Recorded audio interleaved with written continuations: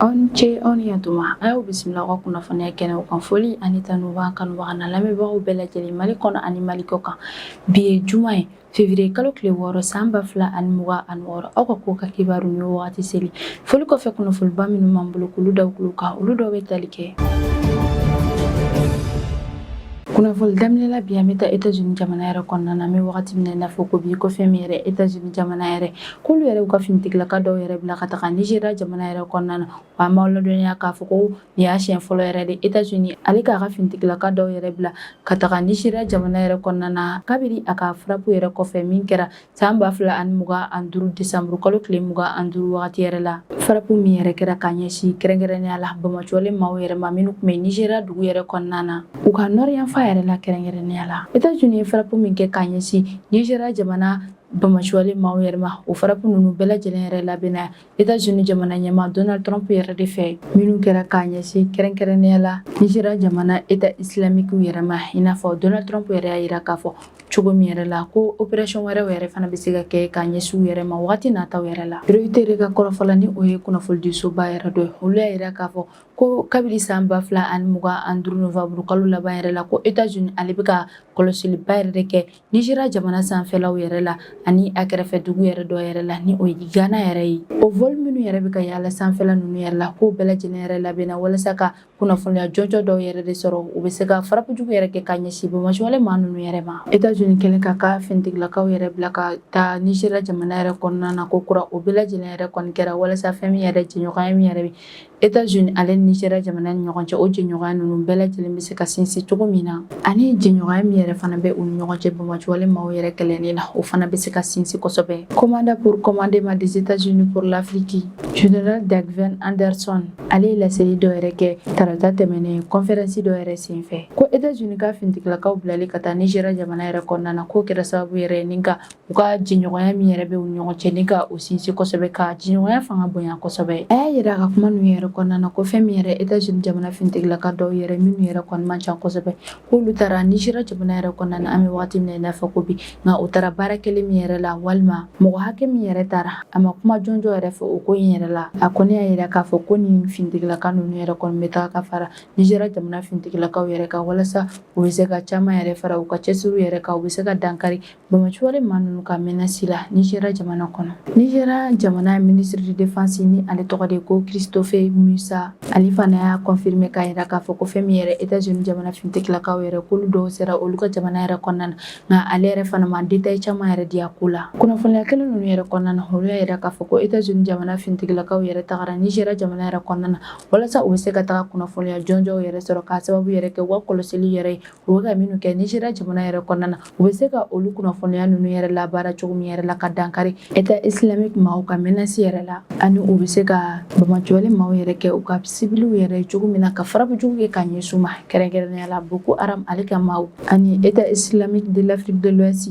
an bɛ wagati min na i n'a fɔ ko bi États-Unis olu ka pression ba yɛrɛ bɛ Nigéria jamana yɛrɛ kan ka sababu yɛrɛ kɛ u ka attaque yɛrɛ kɛ cogoyaw ye u bɛ min kɛ ka ɲɛsin Bamatuwalen maaw yɛrɛ ma wa o pression ninnu bɛɛ lajɛlen yɛrɛ daminɛna kabini Donald Trump ale yɛrɛ bɔra ni ka laseli minnu yɛrɛ kɛ min na a y'a jira k'a fɔ ko min yɛrɛ Nigéria jamana autorité maaw yɛrɛ k'olu yɛrɛ tɛ ka u ka jamana chrétienw yɛrɛ lakana ka ɲɛ ko yɛrɛ de kɔni kɔsɔn fɛn min yɛrɛ Bamatuwalen maaw yɛrɛ ko kuma caman k'u bɛ attaque kɛ ni ka ɲɛsin Nigéria jamana chrétienw yɛrɛ de ma Nigéria jamana yɛrɛ bɔlen kɔfɛ ni ka o kuma ninnu yɛrɛ nkalontigiya k'a jira k'a fɔ ko ninnu yɛrɛ tɛ tiɲɛ sabula ko kuma caman Bamatuwalen maa ninnu yɛrɛ kɔni b'u ka attaque yɛrɛ kɔni kɛ ka ɲɛsin maaw yɛrɛ ma k'u tɛ maa yɛrɛ kɔni bɔ maa la wa u tɛ diinɛ yɛrɛ bɔ diinɛ la k'u kɔni bɛ u ka attaque ninnu yɛrɛ kɔni kɛ ka ɲɛsin mɔgɔw ma dɔrɔn an bɛ wagati min na i n'a fɔ ko bi fɛn min yɛrɛ États-Unis yɛrɛ olu ka pression ba yɛrɛ de bɛ Nigéria jamana yɛrɛ kan u ka kɛlɛw kɛ cogoya yɛrɛ ale n'u ka frappew kɛ cogoya u bɛ minnu kɛ ka ɲɛsin Bamatuwalen maaw yɛrɛ ma wa États-Unis olu bɔra k'a jira k'a fɔ ko fɛn min yɛrɛ u ka jamana finitigilakaw yɛrɛ k'olu dɔw yɛrɛ sera Nigéria jamana yɛrɛ kɔnɔna na fɛn min yɛrɛ Nigéria jamana yɛrɛ ministre de défense yɛrɛ ale yɛrɛ fana bɔra ni ka ko yɛrɛ confirmer k'a jira k'a fɔ ko tiɲɛ yɛrɛ la fɛn min yɛrɛ ye États-Unis jamana finitigilaka dɔw yɛrɛ k'olu yɛrɛ nana u ka jamana kɔnɔ tarata tɛmɛnen février kalo tile 3 san 2026 ko Bamatuwalen maaw yɛrɛ attaque dɔ yɛrɛ kɛ Nigéria jamana ouest yanfan yɛrɛ la wale min yɛrɛ kɛra sababu ye ni ka maa 162 yɛrɛ de bɔnɛ u ni na attaque yɛrɛ senfɛ Mohamed Omar Bio yɛrɛ yɛrɛ ka kɔrɔfɔ yɛrɛ la ale y'a yira k'a fɔ ko bamaciwale maaw ka jɛkulu dɔw yɛrɛ bɛ yen ni olu bɛ wele ko DH k'olu taara Woro ani Nuku dugu yɛrɛ kɔnɔna na ni o yɔrɔ kofɔlen ninnu yɛrɛ bɛ Kuwara Eta yɛrɛ de kɔnɔna na ni ka taa ni ataki ba in yɛrɛ kɛ o yɔrɔ ninnu yɛrɛ la o ataki ninnu yɛrɛ kɔni kɛra sababu ye ni ka ni 160 ninnu bɛɛ lajɛlen yɛrɛ bɔnɛ u ni na an b'aw ladɔnniya k'a fɔ k'an bɛ wagati min na i n'a fɔ ko bi Nizeriya jamana yɛrɛ kɔnɔna na k'u bɛ gɛlɛyaba yɛrɛ de kɔnɔna na ka sababu yɛrɛ kɛ Eta islamique maaw yɛrɛ ka menace ale ni bamaciwale maa minnu yɛrɛ fana bɛ yen ni kuma caman olu bɛ taga mɔgɔw yɛrɛ de suɲɛ walasa wari yɛrɛ bɛ se ka di olu yɛrɛ ma cogo min na wa kuma caman u b'u ka ataki yɛrɛ fana kɛ ka ɲɛsin zone minnu yɛrɛ ma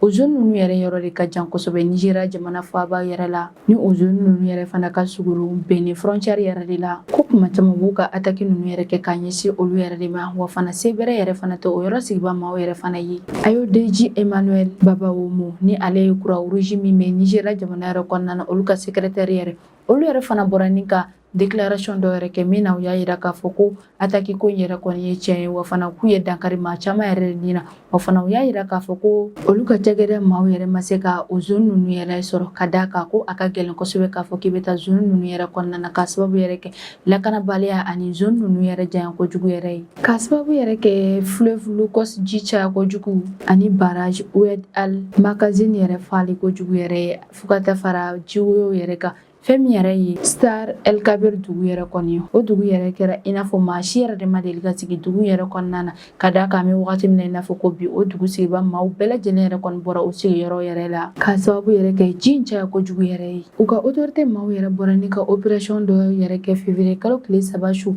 ka dugu yɛrɛ jɛ février kalo tile 4 yɛrɛ la san 2026 opération minnu yɛrɛ senfɛ u tun bɛ ka maaw yɛrɛ dɛmɛ ka bɔ o dugu ninnu yɛrɛ kɔnɔna na walasa u bɛ se ka taa u bila yɔrɔ dɔw yɛrɛ la yɔrɔ minnu yɛrɛ lakananen don u ka autorité maaw ka kɔrɔfɔ yɛrɛ la ko mɔgɔ 108 k'u y'olu bɛɛ lajɛlen yɛrɛ de déplacer ka bɔ o sigiyɔrɔ yɛrɛ la ko mɔgɔ ninnu bɛɛ lajɛlen yɛrɛ cɛla ko mɔgɔ 81,779 k'olu bɛɛ lajɛlen yɛrɛ bɔra Larache dugu yɛrɛ kɔnɔna na ni o yɔrɔ kɔfɛlen yɛrɛ fana bɛ Star El Kabir yɛrɛ dugu kɔnɔna de la kabini wagati min na i n'a fɔ ko bi fɛn min yɛrɛ ye internet fo ka taa fara courant yɛrɛ kan k'u y'olu bɛɛ lajɛlen yɛrɛ tigɛ ka sababu yɛrɛ kɛ lakanako yɛrɛ de wa fana dugu caman yɛrɛ sigiba maaw bɛɛ lajɛlen bɔra u ka dugu yɛrɛ kɔnɔna na ni o dugu ninnu bɛɛ lajɛlen kɛra i n'a fɔ maa si ma deli ka sigi yen maa minnu bɔra u ka dugu yɛrɛ kɔnɔna na u y'olu caman yɛrɛ kɔni bila ka taga centre d'accueil dɔw yɛrɛ la minnu bɛ Tanger ani Larache fo ka taa fara Tétouan yɛrɛ kan dɔw yɛrɛ fana taara u somɔgɔw yɛrɛ fana fɛ yen u ka jamana forces armées royales fo ka taa fara protection civile ale ni autorité locale maaw yɛrɛ kan olu bɛɛ lajɛlen yɛrɛ wele bilala u ma walasa u bɛ se ka wuli ka taa maaw yɛrɛ dɛmɛ cogo min yɛrɛ la wa fana olu yɛrɛ fana bɛ u sen kan u bɛ ka u seko n'u dɔnko bɛɛ lajɛlen tigɛ ka fɛɛrɛw bɛɛ lajɛlen bila sen kan walasa u bɛ se ka maa ninnu yɛrɛ dɛmɛ ka bɔ ni gɛlɛya ninnu kɔnɔ u ye wele bila ninnu bɛɛ lajɛlen yɛrɛ ma walasa u bɛ se ka dankari maaw ni doli yɛrɛ la ni sanba ninnu yɛrɛ nali yɛrɛ kɔfɛ minnu yɛrɛ bɛ ka kɛ sababu yɛrɛ ni ka na ni jiwoyo yɛrɛ ale ni ka babaw yɛrɛ fana fa Ryan Roof ale yɛrɛ condamnera a si kaso yɛrɛ de la États-Unis jamana yɛrɛ kɔnɔna na an bɛ wagati min na i n'a fɔ ko bi Ryan Roof ale yɛrɛ jalakilen don k'a fɔ ko san 2024 septembre kalo yɛrɛ la k'ale yɛrɛ de y'a laɲini k'a fɔ k'a bɛ na Donald Trump yɛrɛ faga ni o ye États-Unis jamana ɲɛmaa ye États-Unis tribunal fédéral Floride maaw yɛrɛ de ye nin décision ba in yɛrɛ ta araba tɛmɛnen février kalo tile 4 san 2026 min na u y'a yira k'a fɔ ko fɛn min yɛrɛ ye Ryan Roof yɛrɛ k'a bɛna si kaso yɛrɛ de kɛ États-Unis jamana yɛrɛ kɔnɔna na Ryan Roof ale yɛrɛ sisan yɛrɛ bɛ taga san 59 de la wa a yirala k'a fɔ ko septembre kalo yɛrɛ la ko Ryan Roof yɛrɛ kun ye maa 5 yɛrɛ de bɔnɛ a nin na ko maa 5 ninnu yɛrɛ fana cɛma ko maa 1 dɔ yɛrɛ fana kun bɛ yen o kun ye candidat de ye u ka jamana kalatakow yɛrɛ la ko a ye o fana attaqué yɛrɛ de ni k'o fana bɔnɛ a nin na procureur yɛrɛ kun y'a laɲini k'a fɔ k'u ka peine maximale yɛrɛ de da Ryan Roof yɛrɛ ka min yɛrɛ u ka jamana cour maaw yɛrɛ olu yɛrɛ ye o demande ninnu yɛrɛ de suivi kɛ o de la u ye nin peine giriman yɛrɛ fana ta ni k'a da Ryan Roof yɛrɛ kan ko wagati min yɛrɛ la u tun bɛ fɛ k'a ka peine yɛrɛ fɔ ko wagati yɛrɛ la fɛn min yɛrɛ ye Alien Kano ye ni ale yɛrɛ juge ale yɛrɛ y'a laɲini yɛrɛ kɔni k'a fɔ k'u ka si kaso yɛrɛ de di Ryan Roof yɛrɛ ma sabula